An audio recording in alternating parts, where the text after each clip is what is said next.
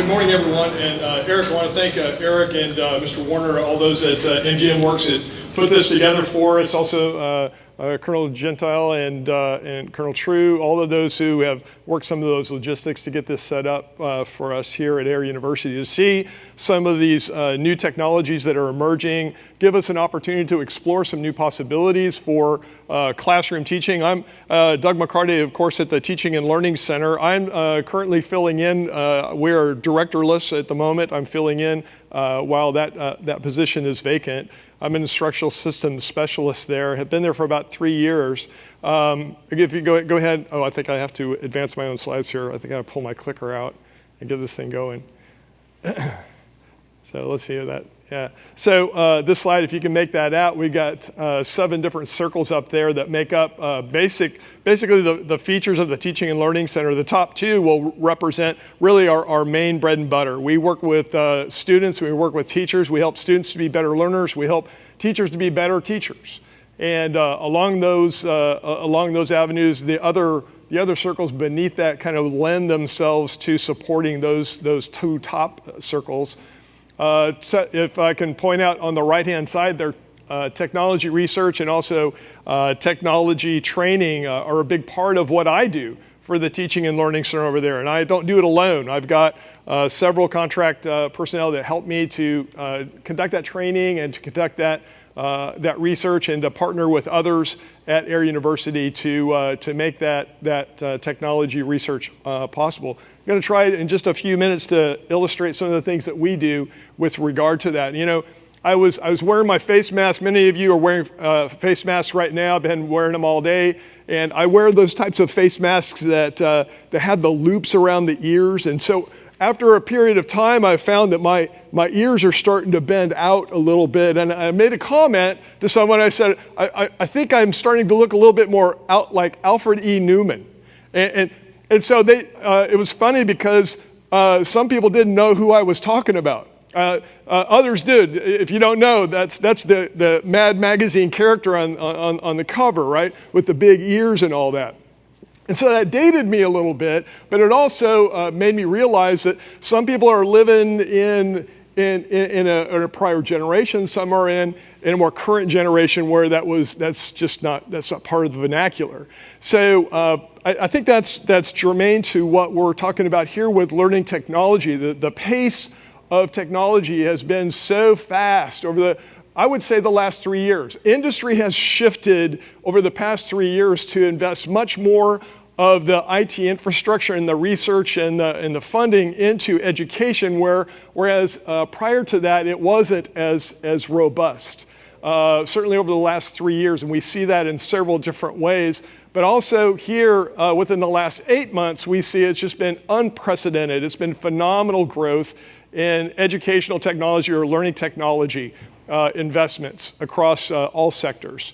So just to talk about that a little bit, about what we do at Air University to help with learning technology and help teachers to make use of those technologies. So we have several new policies that have taken effect over the last 3 years here at Air University. We have the Bring Your Own Device policy that has taken effect, in which students are bringing Apple devices and Mac devices and Microsoft devices and Android devices, and they're expected to utilize those in the classroom rather than being issued their own laptops. So that has created some challenges for us at Air University, not just for the students, but for the faculty as well. So you may have a faculty member who doesn't know how to utilize a certain type of device or to associate the connection between one type of device with another, and so we help with those types of issues as well. The Edu Environment is another one that is fairly new and often changing. We just, within the last several months, migrated to the new EDU. We had a piloted EDU environment for quite some time, but now you'll notice that our EDU environment also includes our Air University website. It's a public-facing website where it wasn't before. You have M365 and the AUCIS Wi-Fi network across the campus, and those are some big enhancements for our university, and they bring some learning challenges to educators. Also, the virtual teaching that has had to happen over the past several months. We have virtual training, virtual instruction, local virtual instruction, remote, and all kinds of different blended and online approaches to teaching. And the Teaching and Learning Center plays a role in helping instructors to do that and to do that well. Tech applications, as you know, M365 and those things. We also work with educators if they need to build some type of custom content. If they need to build Adobe, let's say movies, videos, artwork, any types of, so we've got Adobe Creative Cloud Suite, and we help educators learn how to use that software so they can create the graphics and that type of content that they need.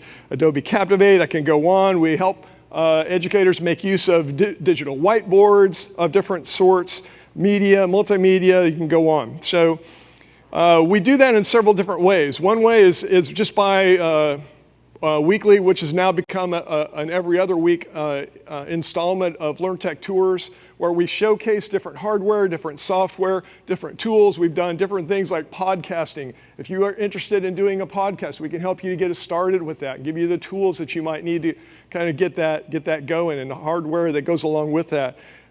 Just many, many different things that deal with technology that are readily available to our educators here right on campus, right here and right now.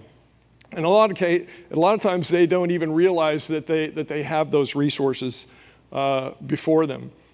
So in terms of learning technology research, we play a bit of a role there in helping to obtain some of those resources. We've made some purchases here recently through a partnership between Air University and the Air Force Agency of Modeling and Simulation. So that partnership, through a memorandum of agreement, has allocated some funds for Air University to pick up more virtual reality and augmented reality equipment to bolster the ILS RTF. That's the Immersive Learning Systems Research Task Force.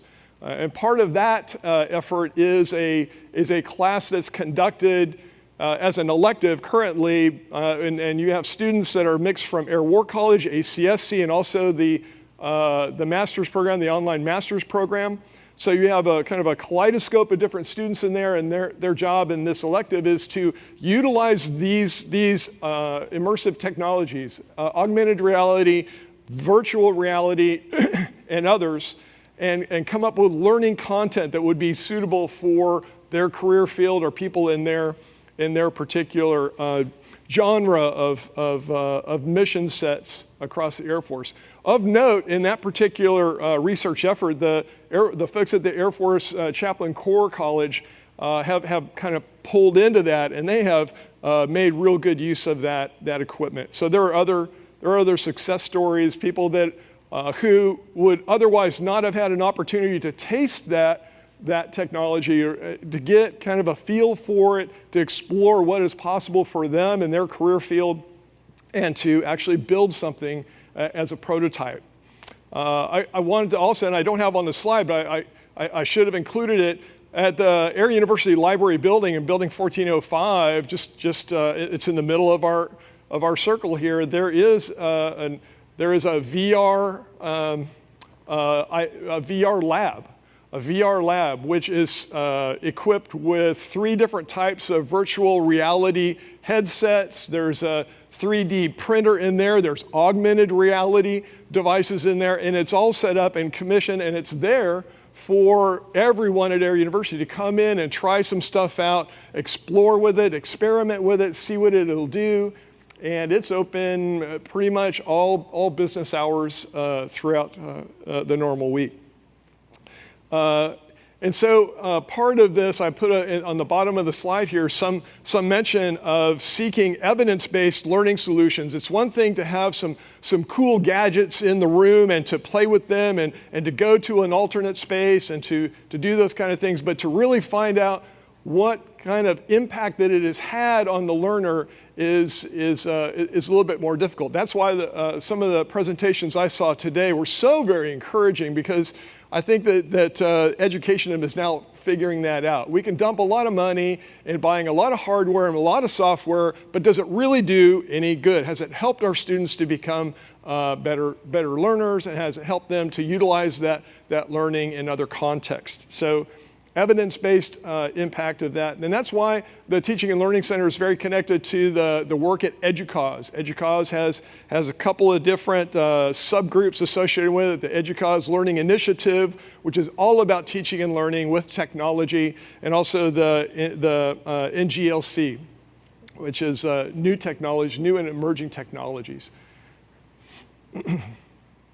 I have to make mention of this because a lot of times we don't realize or recognize that there is a connection between the learning spaces and the technologies. So we're trying to outfit our spaces with more learning technology built into it. Versatility, flexibility, the ability to quickly change our equipment out, quickly modify that learning space with other technologies. We just finished putting in some under carpet power throughout every one of the rooms that are listed here on this particular slide. So we also have an easy way for people to reserve a room at the Teaching and Learning Center. If you want to get your phone out and pop that QR code, you can make a reservation at our spaces. So we try to make that real easy. But space is an important piece to all of that. And I just threw a slide in here having to do with communication. So we do spend some time, the Teaching and Learning Center does spend quite a bit of time making sure that we get the word out on what the things that we're doing and upcoming presentations and upcoming events of one sort or another, and that our services for in-person consultations at your place are always an option. So we do that in several different ways. We have a newsletter that goes out. We have a website, of course. We send out tweets. We try to do a good job of communicating that and just trying to be a part of the fabric at Area University so that we can partner up and be in those conversations when we hear of situations, learning environment issues, or teaching situations that are painful. We weren't able to achieve what we wanted to achieve. And maybe a technology a portion of that solution could be a technology that could be integrated. That really catches our attention. We want to be in that conversation. That's why I'm so encouraged to have this invitation from Eric and others, so we can at least say, hey, we want to be part of your solution set. Let us come in and share what we know, come with some of the research that we pull in from EDUCAUSE and other sources, and let's do this together. So very quick, little 5-minute spiel on what the Teaching and Learning Center does with Learn Tech around the campus. Again, just to review, whereas a lot of our innovators today and our speakers are talking about future casts and what there's some things that we can do, we try to keep one foot in the present, like what are the enterprise systems that are currently in place at Area University, and let's help the educators use those, but let's put that other foot out front as well and learn about what we can do in the future. So thank you very much, Eric, for allowing us just a portion of time to share what we do. Happy to field any questions that you all may have for us. So the Barnes Center is responsible for, and I can't speak for the OPME side, but the Barnes Center is responsible for a lot of schools that are overseas and dispersed around the United States. Can you support them, not just with some emails and so forth, can you support them with some technology things as you have here? Distance can be a challenge for us, right. and actually getting on a plane to go to their location would be a challenge that we can overcome, but virtual connections are so easy now. Eric, that's a great question because now where it used to take, I had to get somebody in the booth to help me with this connection. I got to make sure I get this all set. Now, as you all know, many of you probably are spending too many hours in virtual meetings, so right. That piece has become less difficult, if I could. But the relational piece is the one that we want to overcome. So geographic space, relational space. Gotcha. We want to be able to have the types of relationships. I'm looking at Eric, in the crowd right now, we just had a wonderful opportunity to help with the Air University LREC Symposium, which was just last week.